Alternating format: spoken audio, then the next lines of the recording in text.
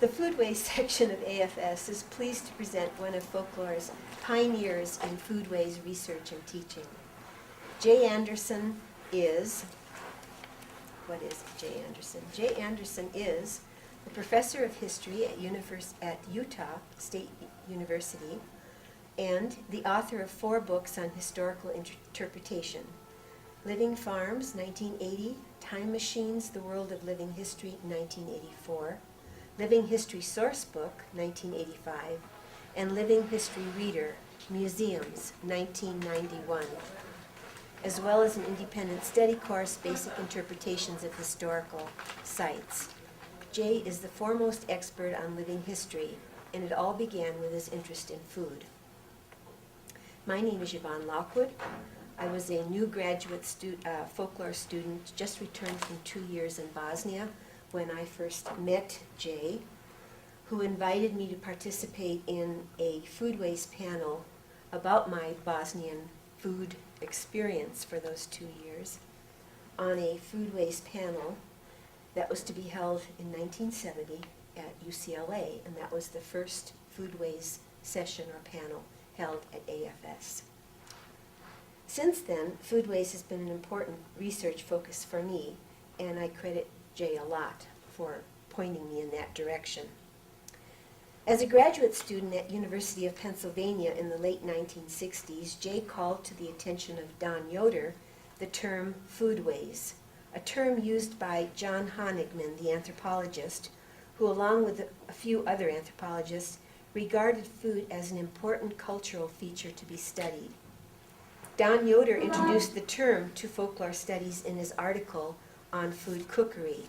However, Jay is the one that expanded the concept of foodways and developed a model to include the many complexities of food procurement, production, preparation, consumption, along with behaviors, attitudes, and beliefs associated with it. The 1970s were exciting years for foodways, and Penn, University of Pennsylvania, was the center of the action. Jay completed his dissertation under the mentorship of Don Yoder on historical foodways, which was the first dissertation on food in folklore. In 1970, Jay taught the first course in foodways at the University of Pennsylvania. This was also the time when folklore students at the University of Pennsylvania initiated the Digest, the publication that deals with the interdisciplinary study of food and foodways, which is still in publication. And at the conference of the newly established International Commission for the Ethnological Food Research in Finland in 1970, Jay, as keynote speaker, introduced his model to European and American scholars on the model for foodways study. So Jay has been an important figure in foodways study and folklore, and it's my great pleasure to introduce him to you tonight and to hear him and about him. Thank you. Thank you, Yvonne. Jay also cooks, and here is shortbread that I made. Very good. It says, okay, so I'm going to pass it around. Please take it. It's a recipe that came over from Scotland, okay, with my family, and I did it a couple days ago, and it really ought to just sort of sit and relax and rest for a couple months. You didn't use Splenda, did you? No, and it also needs to be eaten with some Scotch whiskey, but we don't have that, and they want me to take it out of the restaurant, so there you go. Okay. This is, Yvonne, first of all, when Yvonne found out I was still alive and asked if I would sort of do an oral history, we titled it From Folk Cookery to Foodways, because when I got into this business back in 1966, the term was folk cookery.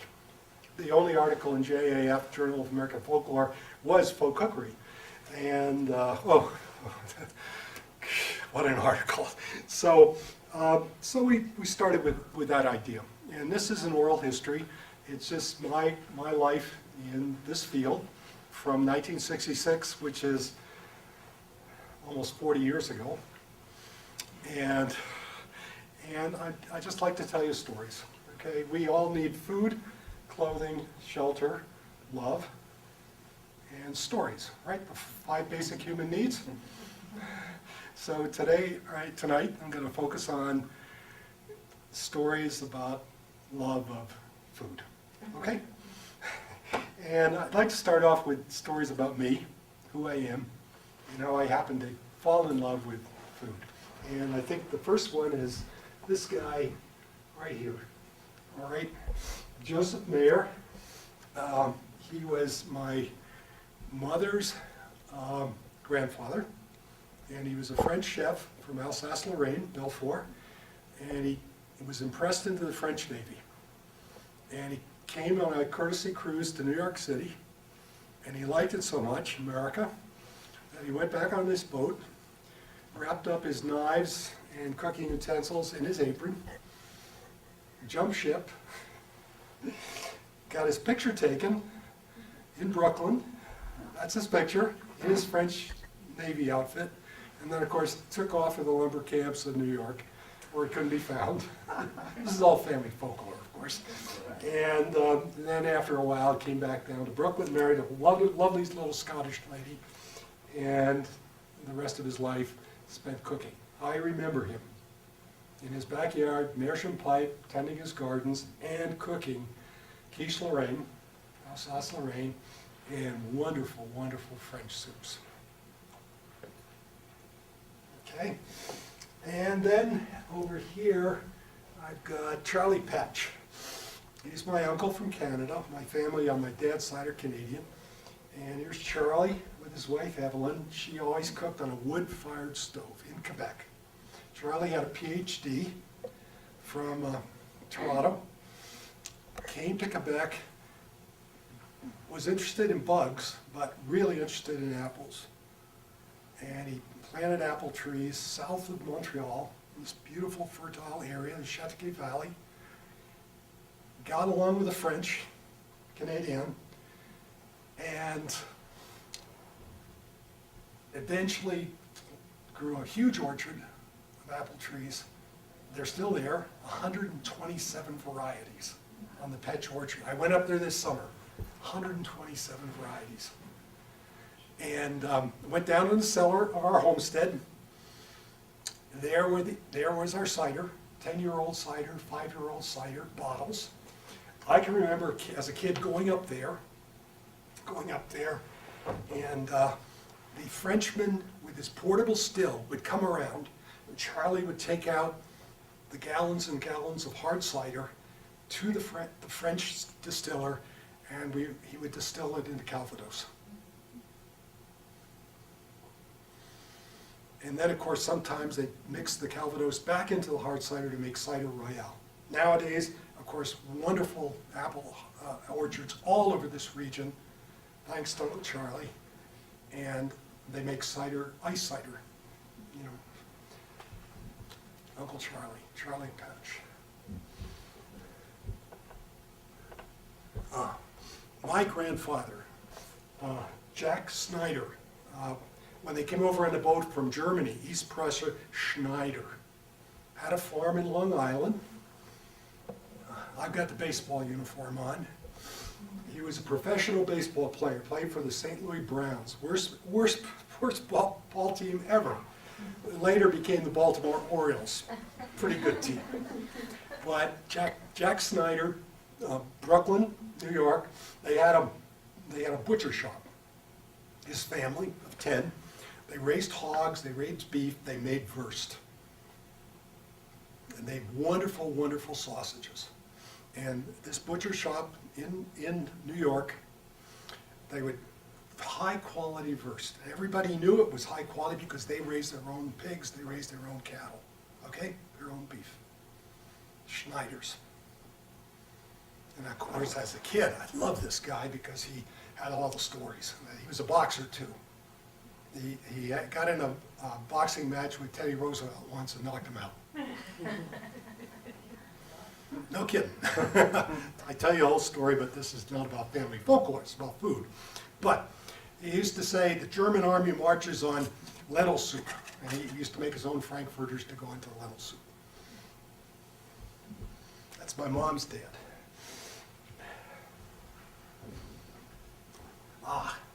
my paternal grandfather, Frank Anderson. I gotta come around here. Here he is on the front porch, smoking his pipe. Had a sweet tooth. He's a Scotsman from Canada. Frank Anderson, smoking his pipe, sweet tooth.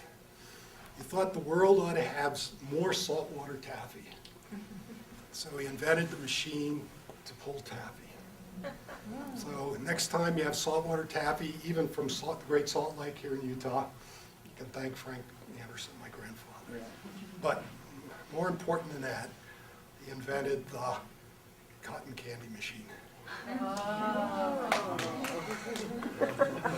Dentists throughout the world. So thank you to my grandfather, Frank Anderson. Wonderful man. He died when I was 8, but oh boy, when I heard that he had invented the cotton candy machine, there's you get the idea the context I'm providing, the family folklore context I'm providing. I mean, how can a kid come out of a family like this and not be interested in food? And here's my mom. Now, here's where I need to get these handouts. If you haven't gotten the handout yet, there's my mom, and I just simply draw your attention to, this is the Cape Cod Times section about the Pillsbury Bake Off, 1959, Joyce Anderson, standing up there with Ronald Reagan. She was a contestant in 1959, Pillsbury Bake Off. She placed second because that was the year that the desserts had to win, and she did a beef stroganoff. Mom was a great cook, and I asked her about Ronald Reagan. She said he was charming, Irish, real ladies' man.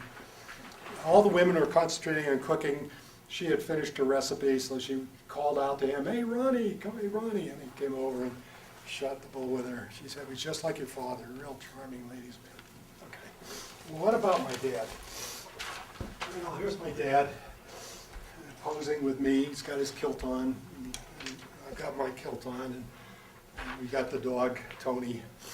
My dad was, when he was alive, the word foodie hadn't been invented. He never met an ethnic restaurant he didn't love. He was born and raised in Brooklyn. Chinese, Jewish, German, Japanese, anything. My father, to go out to eat was just to go out and eat ethnic. And he worked for Texaco. And Texaco sponsored the opera, Metropolitan Opera. And he loved opera. And so he would take me to the opera. But whenever we went to the opera, we always had to go eat Italian. Because opera was Italian. So we'd go, if the opera was Italian, of course that made sense. But then we'd go to Tales of Hoffmann, okay? And I'd say to my pop, "It's French opera." We'd eat Italian. We'd go and see the Meistersinger. I'd say, "Pop, it's a Wagner, it's a German opera." We'd eat Italian. Even when we'd listen to the opera on the radio on Saturday afternoons, Pop would always get my mom to cook Italian. Spaghetti, lasagna, chicken cacciatore. That was my dad. Loved to eat. He didn't like American food. By American food, meaning, anything my mom wanted to cook. Pillsbury food, He was just ethnic. Any cheeses, soups. Later in life, he became a travel agent just so he could travel around the world and eat, to go to different countries and eat at different places. I asked him once, "What country did you like best to eat in Portugal?" The best soups, the best breads, cod and bacalhau, and so on and so forth. Anyway, this is the family I came from. Okay? So I just grew up wanting to eat and wanting to know more about food and wanting to know the context of food. Okay? So there. So when I came back from Africa in 1966, where I had been teaching for 3 years, it was the 60s, and I had gotten out of the country and taught for 3 years. I was a CO, I was a conscientious objector, and I wanted to do some good.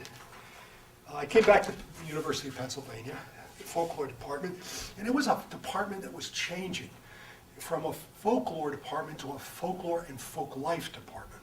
You with me? And Don Yoder was the instrument of that change, because he had taught the first course in folk life. And that was a big difference, because folk life included folklore. Okay? And Don taught the first course in folk life in the fall.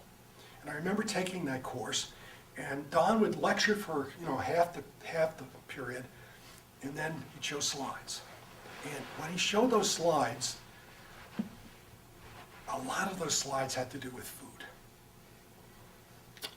People getting food, people preserving food, people cooking food, people eating food. It was in Europe mostly. And I thought to myself, whoa, maybe I can do this for Don, a paper. So, just got back from Africa, so I went up to Don and I said, Don, I just got back from, Dr. Yoder, I just got back from 3 years in Uganda. Would it be okay for me to do a term paper on food that I happen to, meals that I happen to experience in Uganda? And, not Europe, Uganda. And he said, yes. He was very shy. Yes, that would be fine.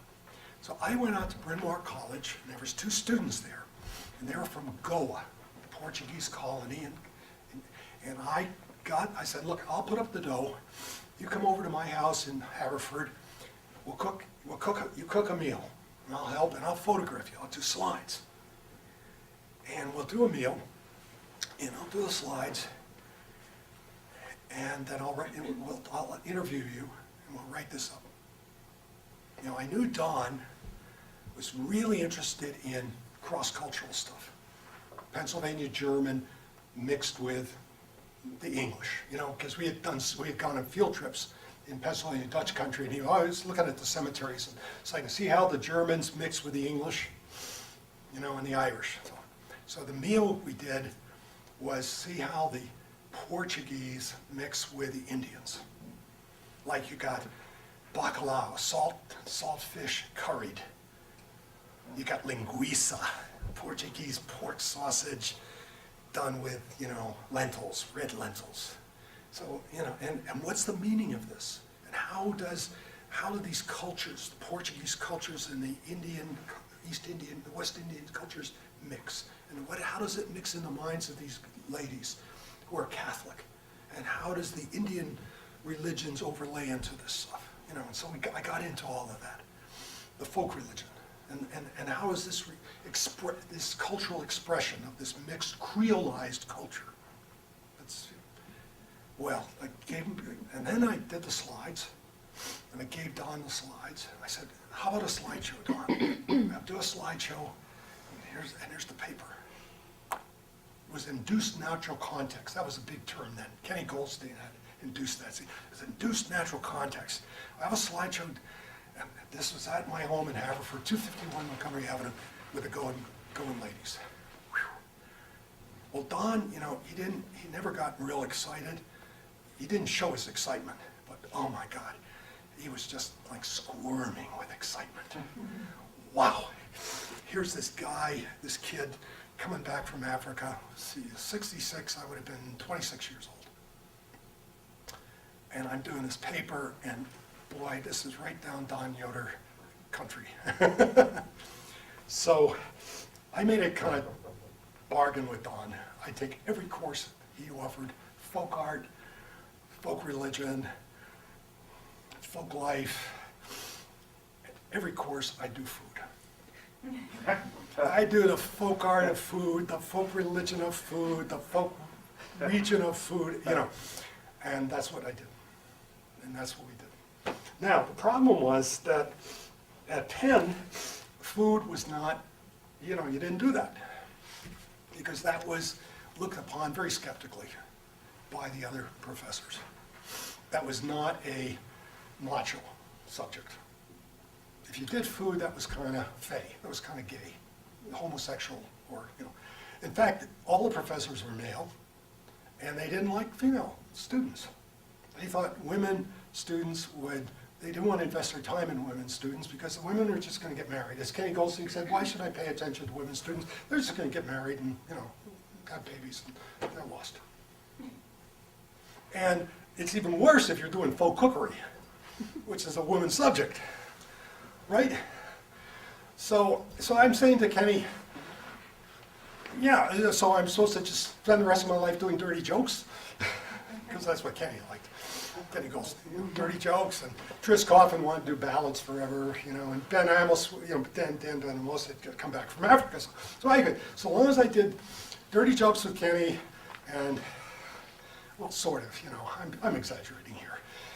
The big subjects were, you have to do narrative, you got to do song, you got to do myth, you got to do big macho kind of male things. So I did those. I do those, get your A's, and then I worked with Don on the food. It was heaven. And one year, I think it was my second year, I said, Don, how about I do one whole year of independent study, I'll do the theory, and I'll really get into this stuff big. And Don said, fabulous. Well, it was fabulous. We worked together, like total credit for him. He was a wonderful professor. He was one of these guys who just said, take off and have a ball. And I did. And the other professors said, well, so long as you, do your macho, big folklore things, do whatever you want with the food stuff and run with it. How did Foodways come about? You want to hear this? I say this because I went around to the book tables today and I was looking at the books for sale with the titles Foodways. I saw Cajun Foodways, I saw the old, wonderful, marvelous, ethnic and regional Foodways.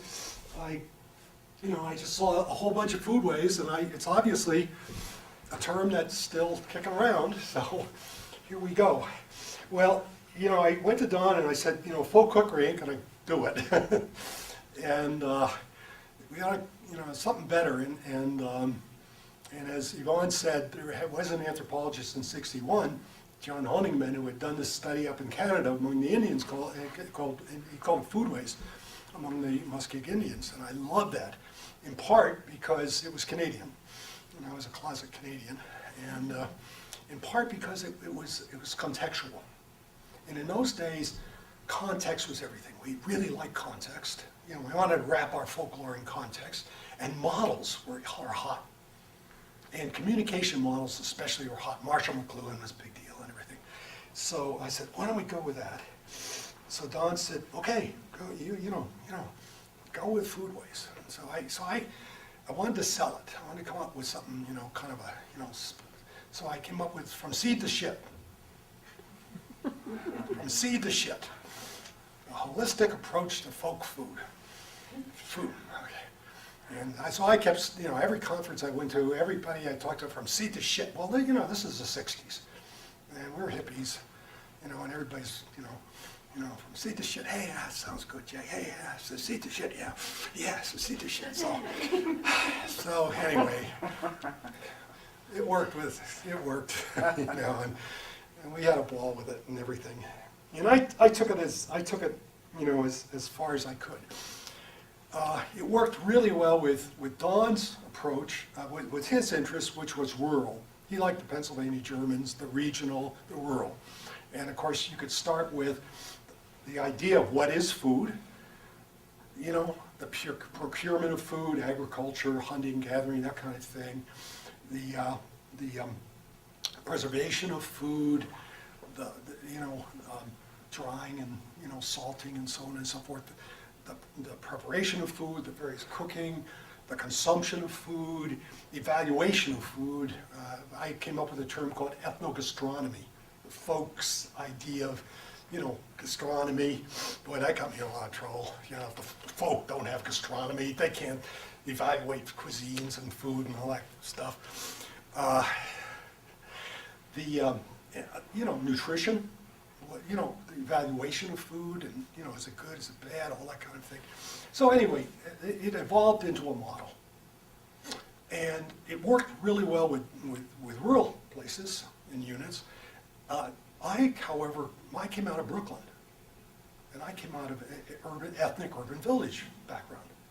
So I applied it to that. And Philly was fabulous because you got in Philadelphia, you got your South Philly Italians, you got the Riverside Irish, you know, both north and south. You got the Jewish neighborhoods. You got all these incredible urban neighborhoods just waiting to be studied.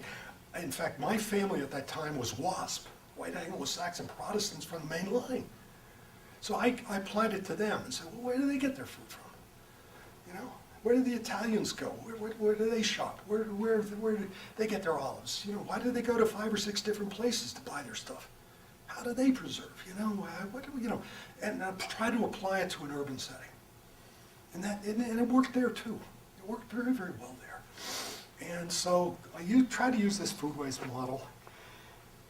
And I elaborated it, and I thought about it, and I tinkered with it, and I wrote about it in term papers, and I wrote about it in articles, and you know, it got bigger and bigger.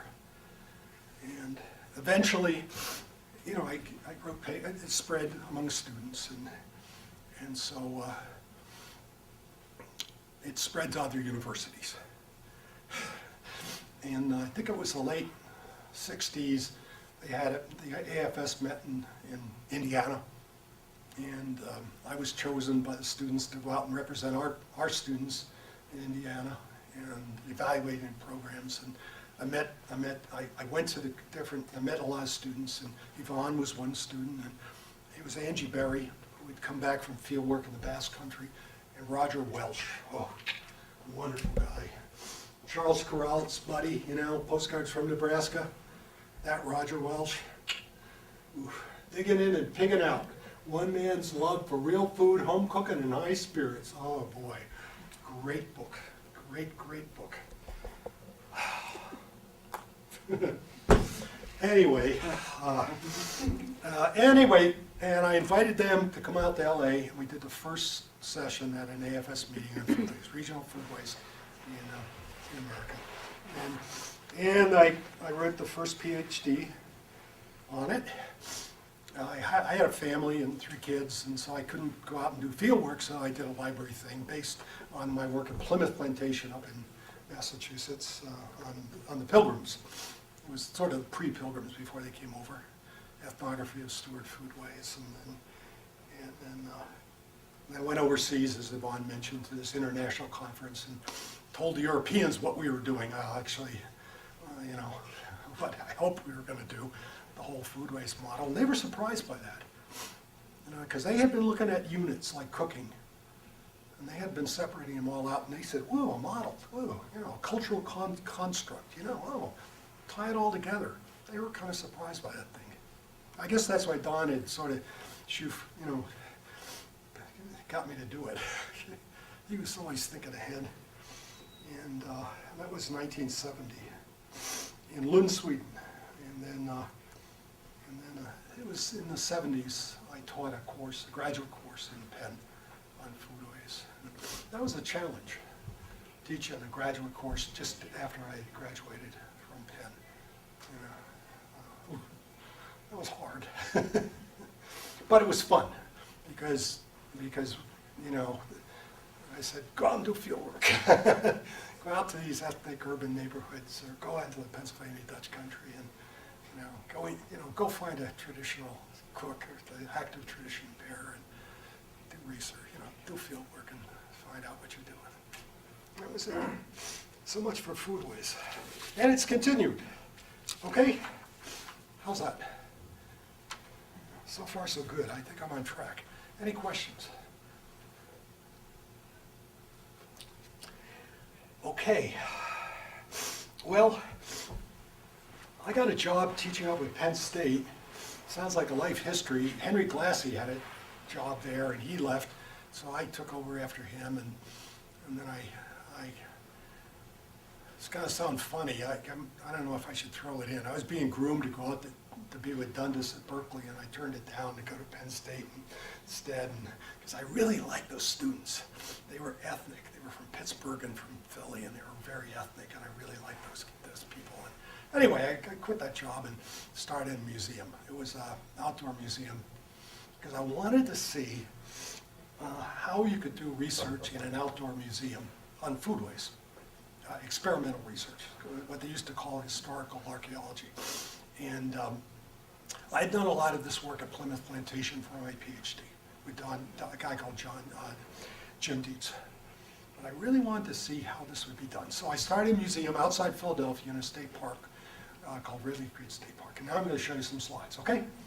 So let's see how this works, okay? And there we are.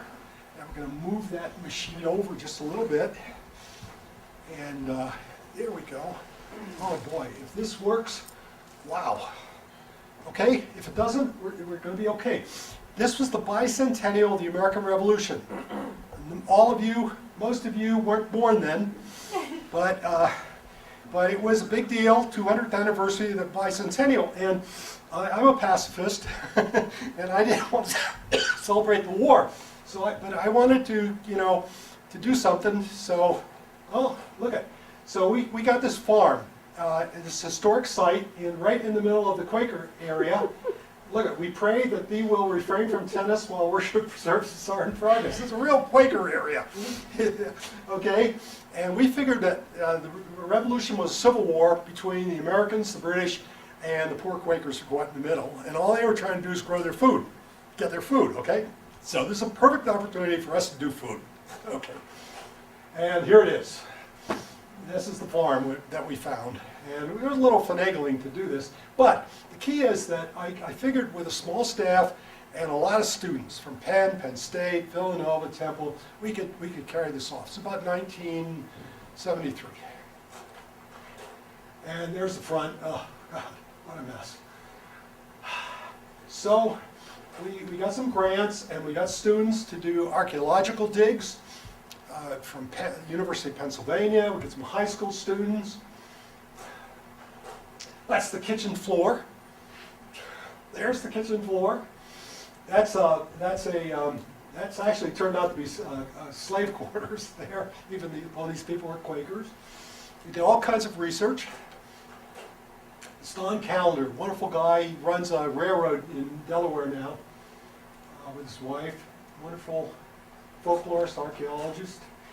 Benjamin Hawley lived in this area, and he kept a diary throughout this whole period. So what we did was he transcribed his diary, and then we posted it up in his diary 200 years earlier. And we had this at the front gate. So you could walk in and say, this is what an ordinary Quaker farmer was doing this week 200 years ago. And we studied this diary. He didn't give it anything about the war. All he cared about was his farm, raising his food. That was basically it. It was fascinating. And the students kept diaries of their own about what they were doing on a day-to-day basis, which is fascinating. Some of them wore traditional clothes, some of them just wore ordinary clothes. And they would talk to each other. Oh, Martha McDonald on the left, great lady, wonderful weaver. We did not just research on food, but we also did research on clothing, on research on architecture, all kinds of stuff. When the American Folklore Society met in this place in 1976, I remember I did 3 sessions, one on vernacular architecture at the farm, one on experimental research at a folklife museum, and one on food. We also did oral histories with people from the neighborhood. Now this man is in his 80s. This is 74. So this puts him back before the turn of the century. He remembered his grandfather, which puts us back in the early part of the 19th century. You see what I mean? Incredible, wonderful guy. Oh, he was fabulous. Real ladies' man. He always worked the gate. Ooh, real charmer. Now, we also did some interesting experimental research. I don't know if you noticed, but you notice what that is there? It's a tape recorder. We're having our noon meal, and we've got a tape recorder, and we're taping what we're talking about. And nobody had a tape recorder, and nobody's writing down what people talked about over dinner back then. So we were just taping what we were talking about over dinner now. And what we were talking about was the morning's activities and how the crops were doing and what the fruit was doing and all that kind of thing. I mean, you know, who knows? It's data.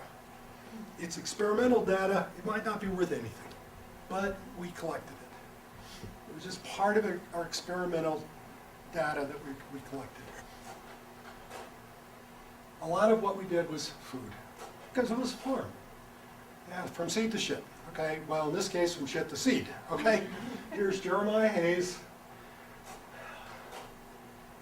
down to the field with a Scotch cart. This is our first plow. We were not exactly with it.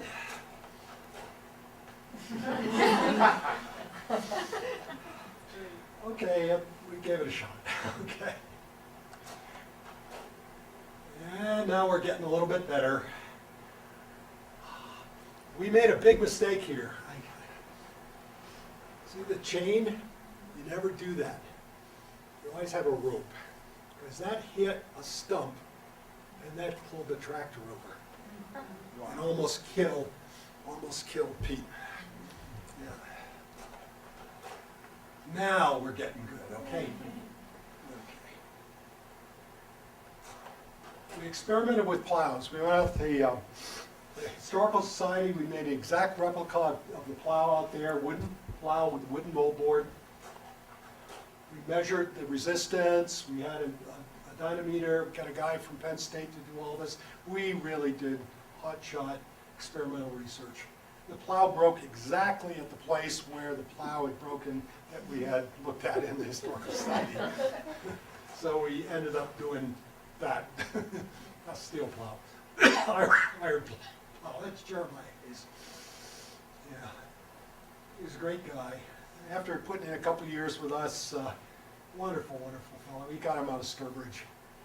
He got all his money. He went up to New York City, bought a couple of zoot suits, and joined that, what's it called, that fad? What? Disco? Yeah, the thing that John Travolta did in the movie. Yeah, disco. Yeah, he did disco for about a year. Yeah, he became a disco guy, fanatic.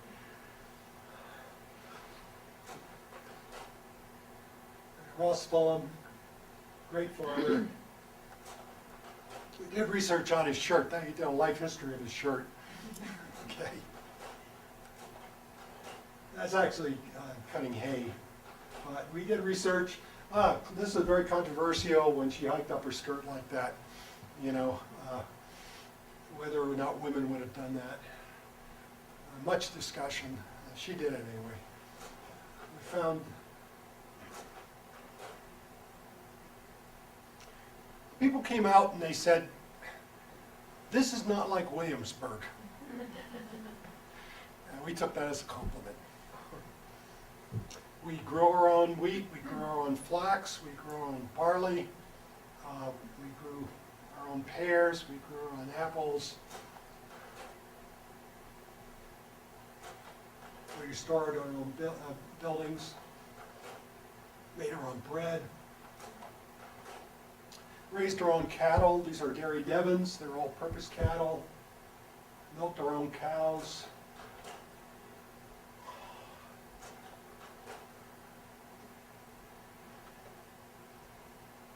The boots are wrong.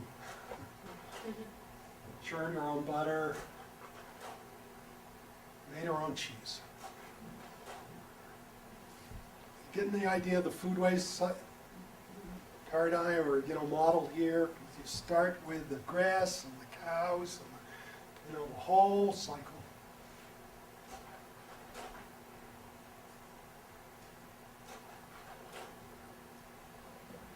Here's your curds and whey.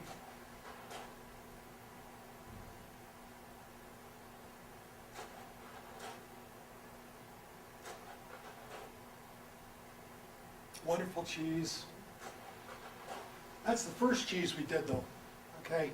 I just threw that in because that's my son Ian, filmmaker.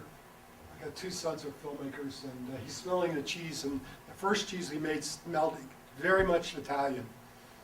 And I said, wait a minute, this does not have an English cheddar-ish, you know. And it turned out that the Dave Pallet, who had made it, his wife was Italian, he got the recipe from his wife, and that was it. Away goes to the hogs. The hogs were crossbred to look just like that. Very accurate. And they ended up there, winter. This is before animal rights. Here's the spring house. Doubles as a dairy and also as a great place to slaughter.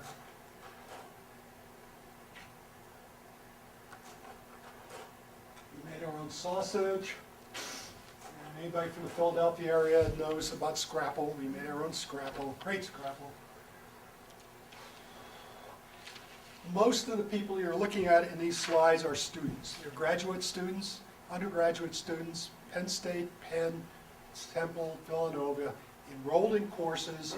The courses I taught or I supervised or I was the lead professor on. I was adjunct professors at these various institutions. It was heaven. Sheep, mostly for wool, to make clothes, some for mutton. There's Jeremiah again.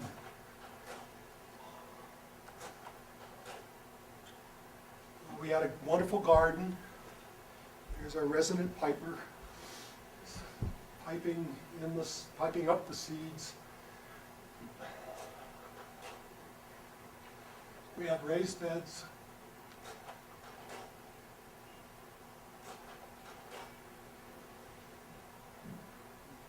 It was a wonderful operation, attracted a lot of attention. She was a computer programmer at DuPont. We had volunteers. She was pregnant, about 8 months, okay? Love that slide. We got our earthenware, we excavated the kitchen, the well, found out the kind of earthenware they had it duplicated, and then of course we made our own pickles. We celebrated. The farmer who was there did make cheese, did take it to Valley Forge, did get a letter back from Bad Anthony Wayne. That got him in trouble with his Quaker meeting. His fiancée broke off her bonds with him. He suffered because of it. So we went ahead and celebrated 4th of July. Okay?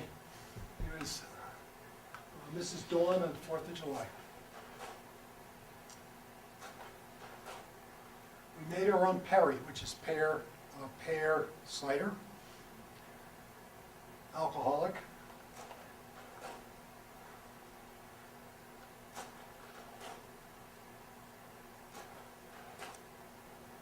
Made apple butter. Get the idea? Made butter, bread.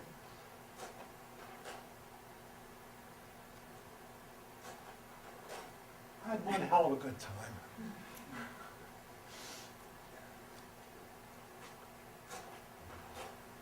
Played cricket, made our own cricket balls, researched the games that people would have played at that particular time in the rural area around Philadelphia. English, Scots, Welsh, especially Welsh.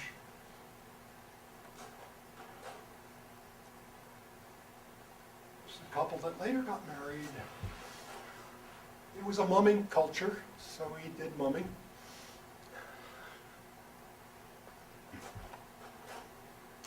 And we attracted some very famous people. That's Charles Ames in the middle, the Ames chair guy.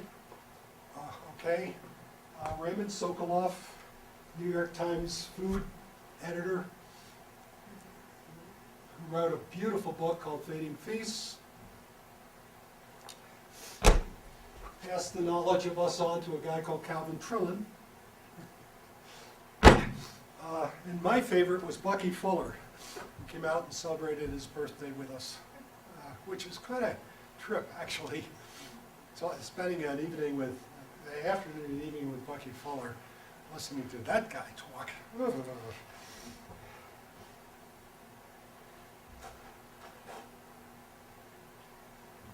Okay, there we go.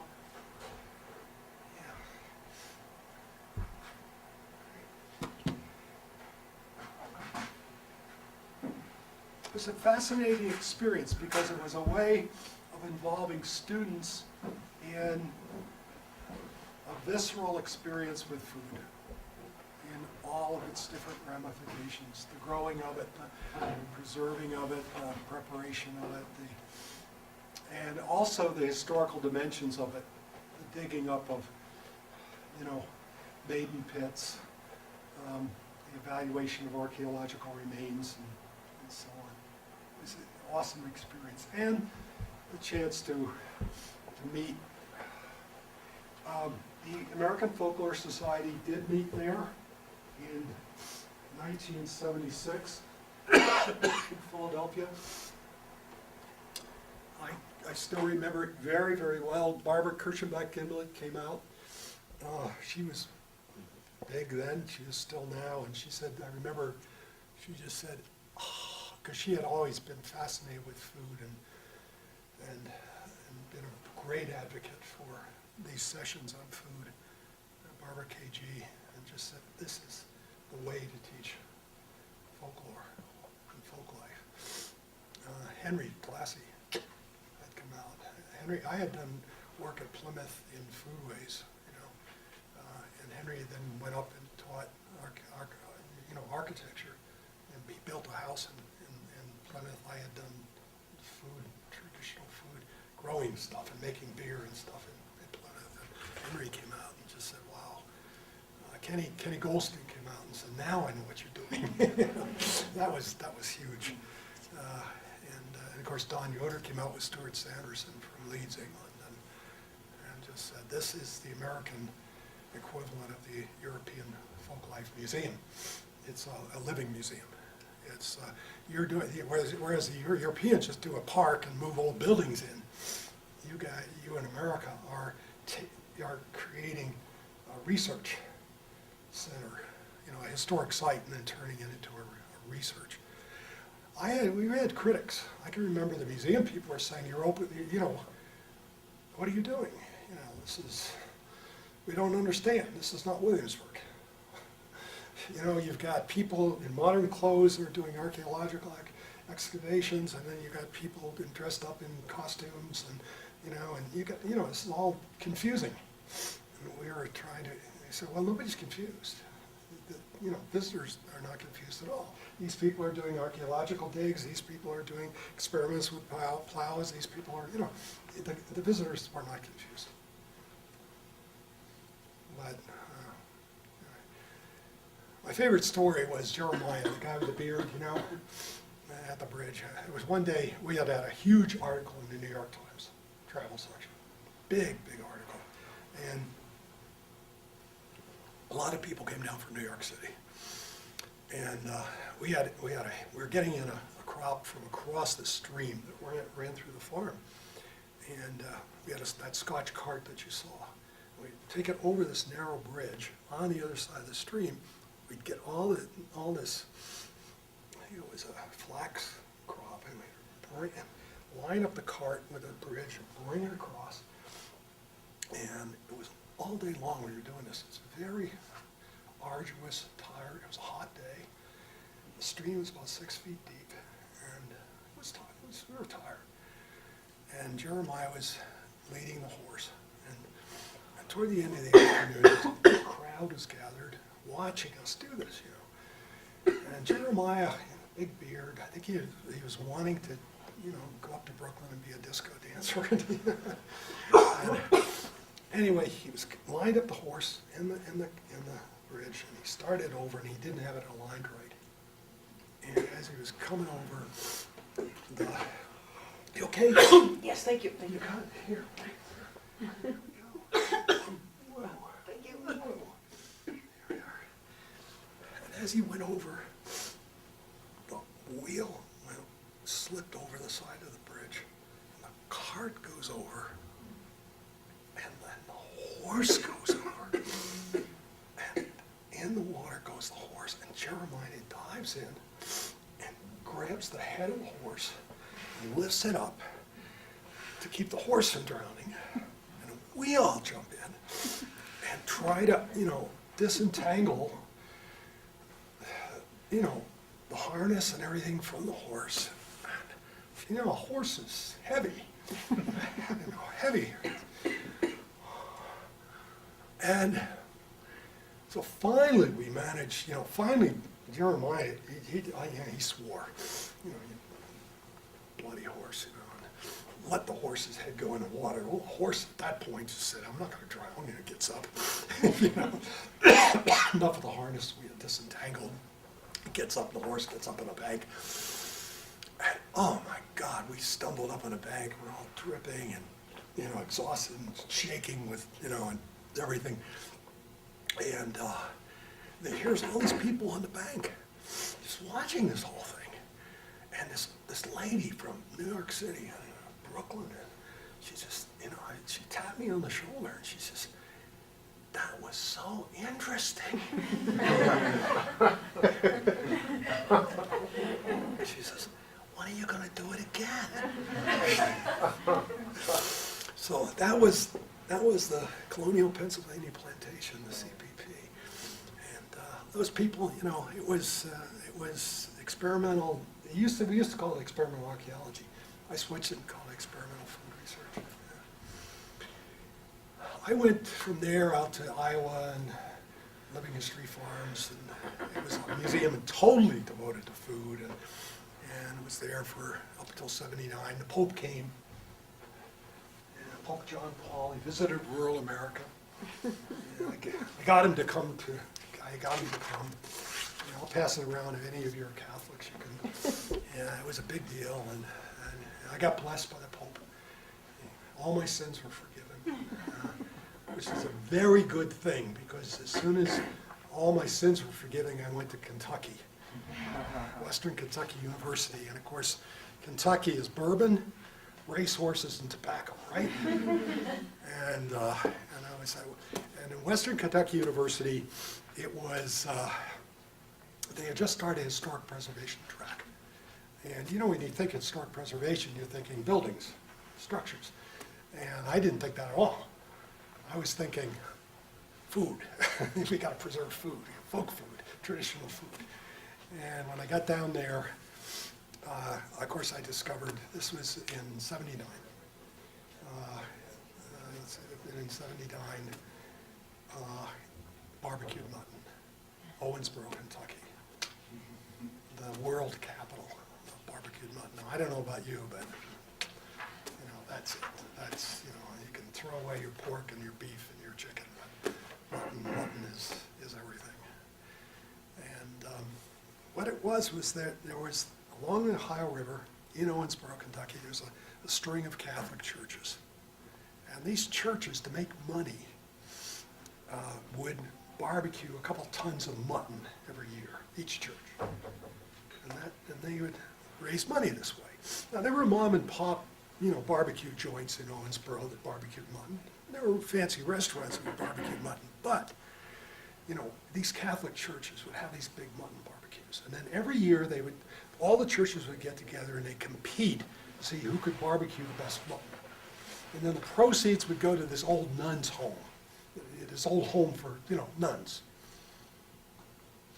Now, in addition to this, they did burgoo. And burgoo, they do it, 200 gallons or 100 gallons, these huge kettles. Burgoo was all the wild game, squirrel, possum, some mutton, all in these huge pots. Big southern stew, typical of Kentucky. And you'd cook it up, stir it up, and they'd have this big burgoo cook-off. Now, to do, a couple tons per church of mutton barbecue and, maybe 200 gallons of burgoo, you're gonna need a lot of people. And where are you gonna get the people? You're gonna get graduate students, right? From Western Kentucky University. And so I was teaching a year-long course, kind of the history and theory of foodways, and then the students got to field work.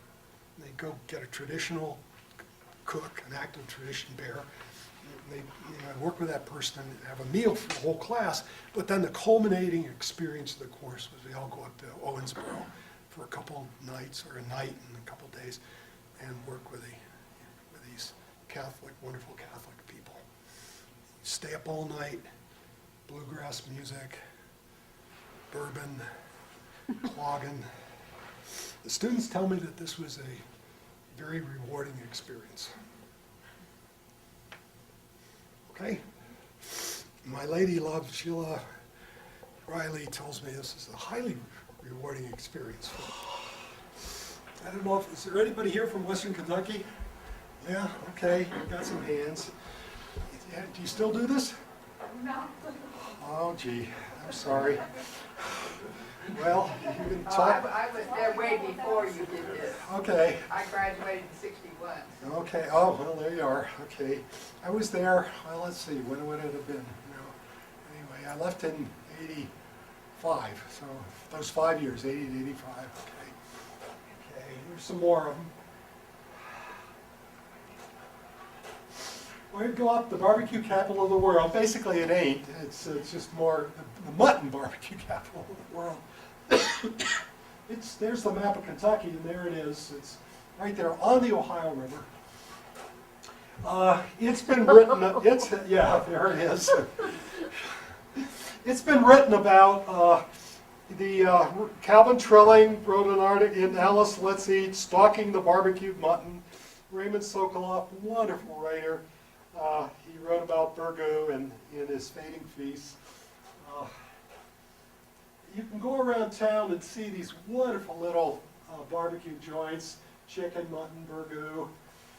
You know, I mean, it's obviously, a place to go. On the Ohio River, once a year, this is all, the churches get together. It's not fancy. There's your locations. It's right along the river. There's your various pits. As you can see, we've got 9 pits there. The Mutton Glutton headquarters. St. Aloysius, Precious Blood, Pius X, Mary Magdalene, the firefighters, St. Peter's, the Fraternal Order of Police, Our Lady of Lourdes. So it's expanded now to not just the churches. You build these big concrete block pits.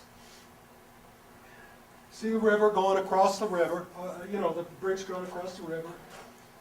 And the pits are filled with, boxes and junk wood and all that kind of thing.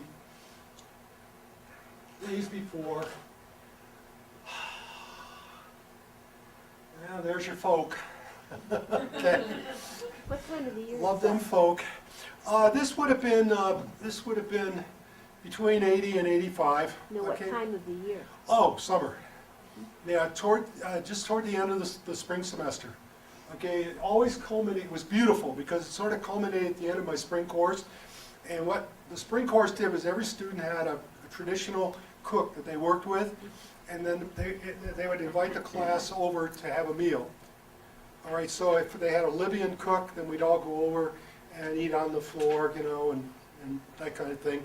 And then we'd all go up here for the weekend and do this.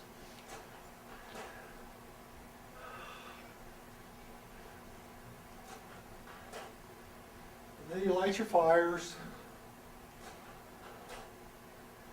Now, there's two ways of doing the mutton. Mutton is, of course, a year-old lamb, okay? That's the usual definition. One is to parboil it first to get rid of some of the fat. That's one way. Those that do it that way feel that that's the best way to do it. Other people feel that's cheap.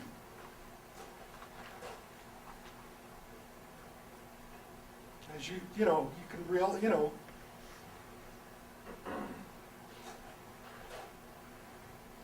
there is your parboiled mutton.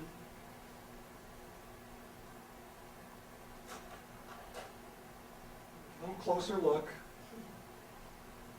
If you like mutton, like I do, I just love to just jump right in there. Okay. Then, of course, you got your sauce. And that's a whole nother thing. Every church, every organization has has their own recipe. Okay? And you could talk to them about the recipe and so on and so forth.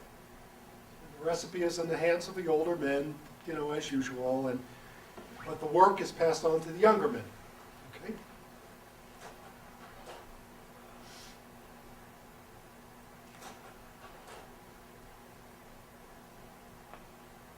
And by now you can imagine the smell, okay? We've got that everybody smells smoky and tomato, sort of garlicky and muttony, and of course everybody is smoking, right? So you know, this is Kentucky, so we're all smoking, and everybody's breath is pungent with, well, most everybody with bourbon and beer, and look at that.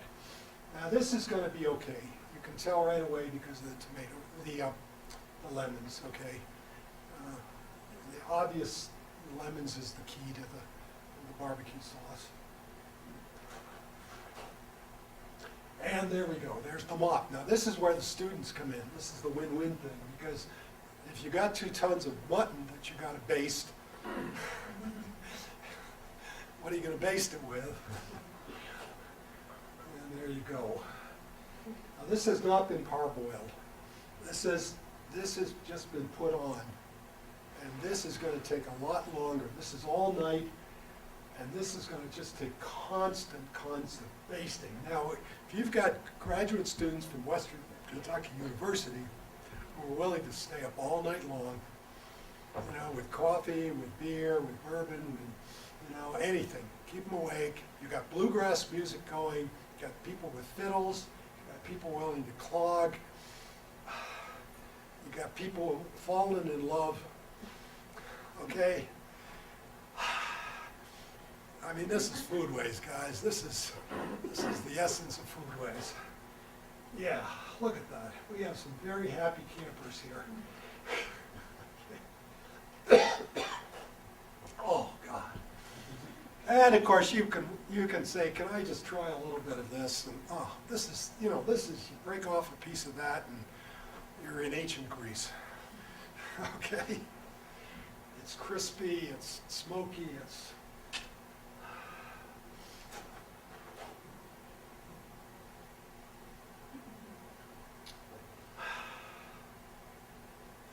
and I don't know,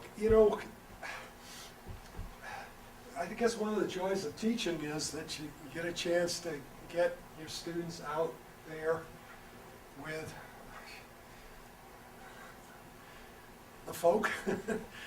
There's the folk, guys, and you got a mop, you got the sauce, you got the mutton, you got the cigarettes, you got the bourbon in the back pocket, you got stories. Boy, you got stories. You got the meaning, this guy's been doing it, his dad did it, his grandfather did it. Why do you do mutton? Why not pork? Why not beef? Where's he come from? Why the Ohio River? Why are they doing it here? I mean, there's a million questions, right? And you're doing it for the nuns. Why are you doing it for the nuns? You know any nuns? Oh, your sister's a nun. Oh, your aunt was a nun. Okay. Well, tell me about her. What kind of nun was she? Is she the kind of nun that was in the Blues Brothers? And you just go on. And if you're a student and you're at Western Kentucky and you've had a few bourbons, boy, you're just asking questions like crazy. You go all night. These guys are all night long and they just want to talk. Okay. It doesn't get any better than this, right? Ooh. By the way, when they serve this all up, it's at tables that you have to stand at, and there's little nuns go around with great big trenchers, and they just keep serving. It's the little nuns who are from the old nuns home that are serving you. It's just great. God, I wish I had some of that right now. Yeah, now, And there's chicken for the weenies.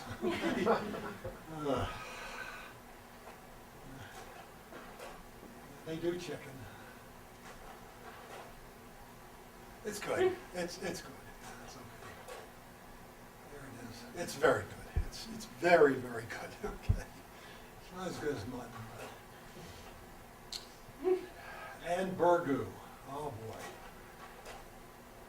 You take all the chicken and you just take it apart, and the bits and pieces of mutton, and you and this is for the old men.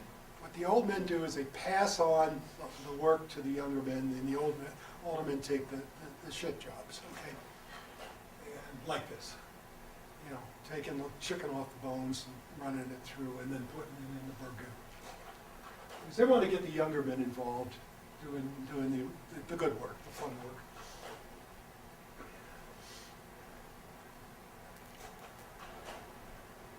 And grinding it all up, and then that's going to go into the burgoo. That's the burgoo. Fire underneath, big kettle on top.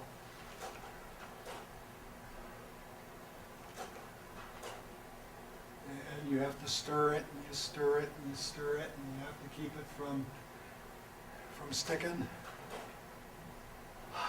And there's your t-shirts, Pius X. Why the t-shirts? There's, you know, you see the line of questioning that goes on. Why red? You know, who was Pius X? Yeah, tell me about Pius X. Yeah, you don't like him. Oh, well, who's your priest? Where's the money going to go? Yeah, you know, the kids. You got grandkids.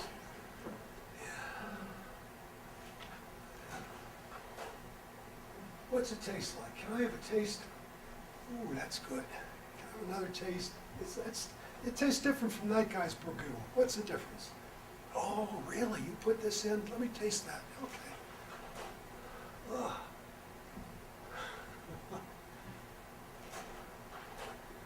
And of course, you're going to be stuck here for, you know, a night and 2 days as a student. So, you know, you're jotting stuff down. It's not necessarily going to be on your final test, but and it's the essence of Kentucky.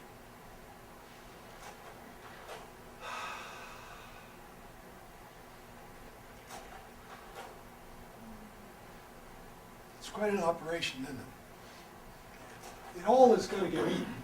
The mutton goes to the mutton glutton people. They're the ones who chip in. I don't know. I think it was $20 or something. Then you go up and sit in a nice tent and eat as much as you want. Okay. And here's where it's going to go to, downtown Owensboro. South side, the various restaurants also put up little, you know, places, and they serve their own stuff. So if you couldn't wait for the official stuff to come, then you could go over, you know, and satisfy yourself until the official stuff, you know, was, you know, the competition was over. Well, here they are. What they're cooking there is corn cakes, really good corn cakes. And then, of course, you'd have your mutton on top of that, and then a dill pickle usually. And, you know, just like any competition, you get the, you know, the folk fair, the fair, the pop culture kind of thing, the various pies. Well, not various pies, these are Kentucky pies. And the t-shirts, that you gotta buy, of course, for your grandkids. And there they are. Okay. That's it. And I've got about 5 minutes to go. Is that right? We started late, but I really want to wind it up before 9. Okay? If that's okay. And, do you have any questions before I conclude? Yeah. Two. Yeah. The first question is, I spent time in Alabama and South Central Tennessee, where pork is the big barbecue, but it's all about the wood. And here it looked like it was just trash wood. Yeah. So it's more about the sauce than it is about the wood? Yeah, here the wood was not that important. It was more important at the barbecue joints and at the restaurants, okay? But let me just say that they started the fires with all that trash. However, once that was burned down and it started, then they did bring in good wood, okay? But they were not, to my memory, as crazy about what wood they were using as you would find in other parts of the barbecue country, you know, like Texas, Mesquite, and in certain parts of Tennessee and the Deep South and so on. Yeah. And my other question, the Foodways farm, for lack of a better word, what was its demise? The Colonial Pennsylvania Plantation, Still it hasn't demised. It is still going strong, but it is not going as a highfalutin experimental research center. It is going more as a historic site that does interpret the Revolutionary War period to visitors from the Philadelphia area, which was always the intention. The intention was that for the bicentennial period, we would run it as this experimental research center while we could get the big grants. And then when it was over, it would go into just a nice historic site that would turn into just a nice place for visitors to come. But we would use the bicentennial as a time to get it up and running, to restore the buildings, to do the experimental research and so on. And it's fine, it's good. It's a very nice place to go, and you can't miss, okay? Yeah. You reminded me of a place in Salt Lake County that's called Wheeler Farm. Yeah, right. You've been out there, I gather. Many times. Okay, that it's to the late 1900s, the late 19th century farm. It's where they're running it as a late 19th century, and they're trying to make it authentic. And they take educational groups, kids, school groups, and adults to show them how people lived in those in the Mormon country in that particular time in the country. Yeah, and then of course you have the major site. And by the way, ALFAM, which is the Association of Living History Farms and Agricultural Museums, did an article, a nice article, on reflecting on food history and them, and here it is. Okay, so I'm going to just pass this out to you. This is the place, which is up in the hills, major sort of site, which does, you know, some folklife museum and things. And up in Cache Valley, Utah, there's the American West Heritage Center, which has its nucleus, the Jensen Historical Farm, which was a major site back in the 1985 to 92. Okay, I'm going to conclude. Oh boy, it's hard to conclude. I don't like to conclude, because that sounds like I'm going to die. Okay. Obviously, in the field of folklore, our field, it's going strong. I mean, you know, I picked up Lucy Long's Culinary Tourism today, and Kentucky's coming out with a book on folklore and funerals next year. Okay, I saw 3 books with Foodways in their title. Just walking down the books today. So in our field of folklore, it's still going. Okay. So there. I'm in a history department, and in my history department, you know, when I started, back in the 60s when I started, if you were going to study food and history and the role of food and history, it would have been a joke. Now it's not. Now, absolutely central to the study of the history of human beings and the planet and other living things in the planet, okay? So, I mean, that's all there is to it. I went off to a conference with Yvonne and her husband Bill to Dubrovnik, Croatia, a couple weeks ago, and my department sent me, history department sent me, was unheard of, you know, in the past. They were glad to send me to an international food research conference because they said, this is really important stuff. Food in the politics and economics of what's going on. Pop culture.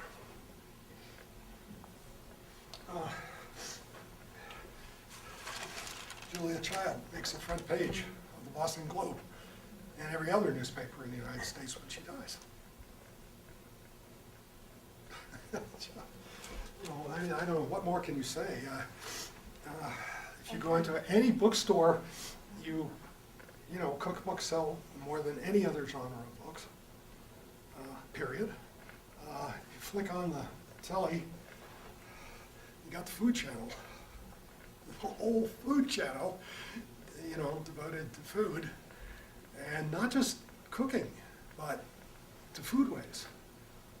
You know, I know there's that one program that, you know, starts with, you know, lemons, you know, where the food guy goes back to find the origin of the food, you know, and then just, you know, traces it back. And my favorite, Tony Bourdain, and, you know, the cook's tour, and I mean, it just goes on and on.